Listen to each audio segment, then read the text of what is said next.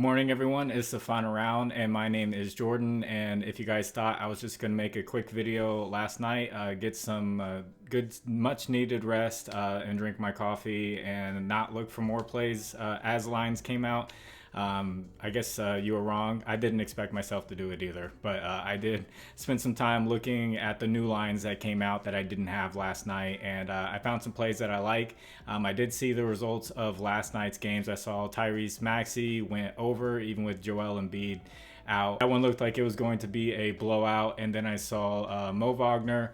As I predicted, he was going to play more if it was a blowout, and he did play more, and he barely missed.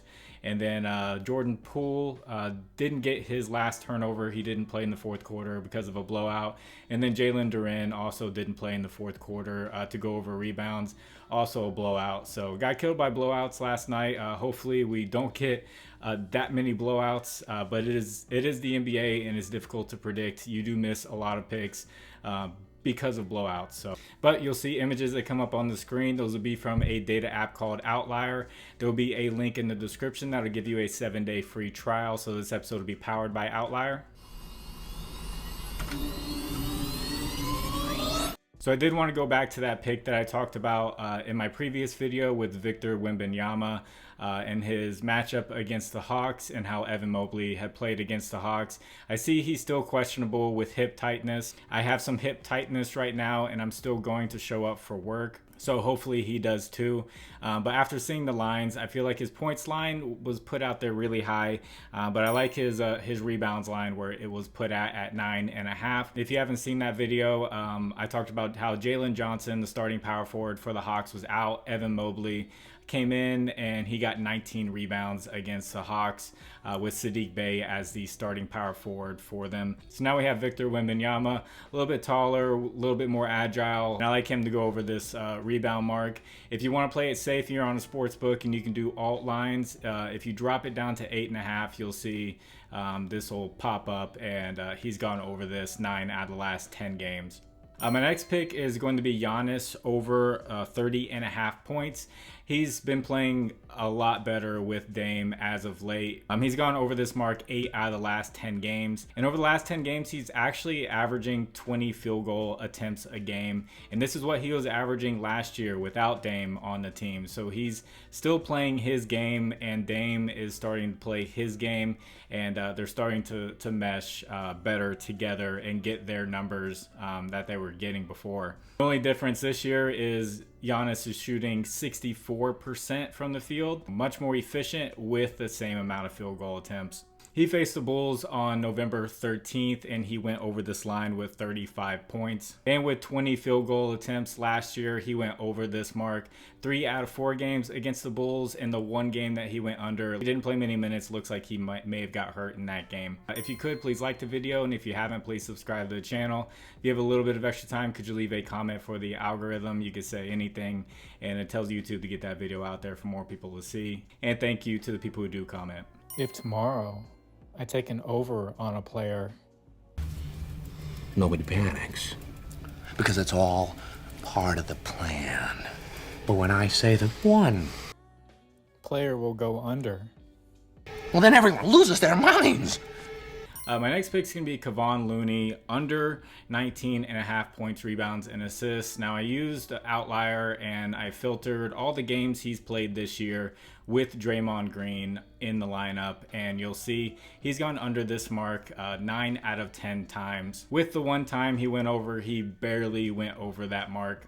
He's not quite playing the same as he was last year, especially when it comes to shooting the ball. Last game, Chris Paul got hurt. Draymond was there. He took one shot, and he's just not very aggressive on the offensive end. And he's up and down with rebounds. His rebounds line is pretty high, so I do like just to put all these together and call the under on it. The Clippers are pretty tough against the center position. They give up the 10th least points to the center position and the 8th least rebounds to the center position. So I know Chris Paul is out of the rotation, but I don't think that him being out is going to change the big man rotation much. So like Kevon Looney on the under here.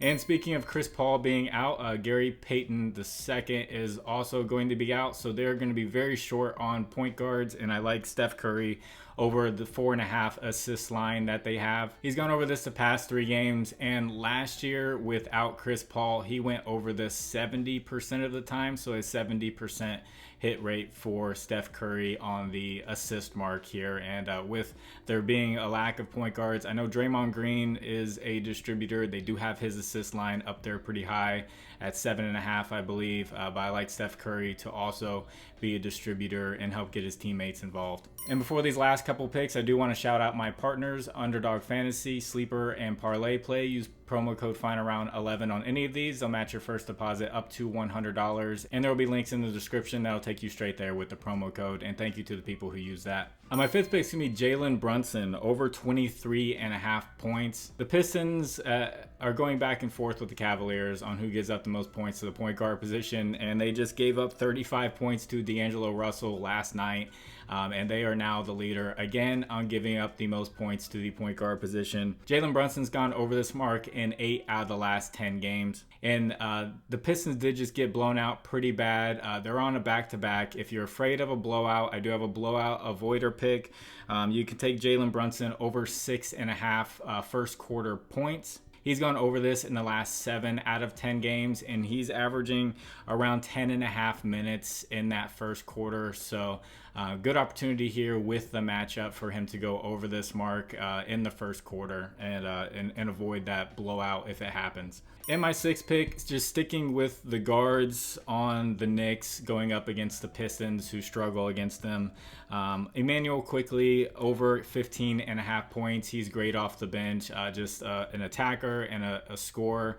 He's gone over this mark in 7 out of the last 10 games, and he's also been hitting his 3-point mark at 1.5 if you want to take a look at that. I believe it's minus 200 right now.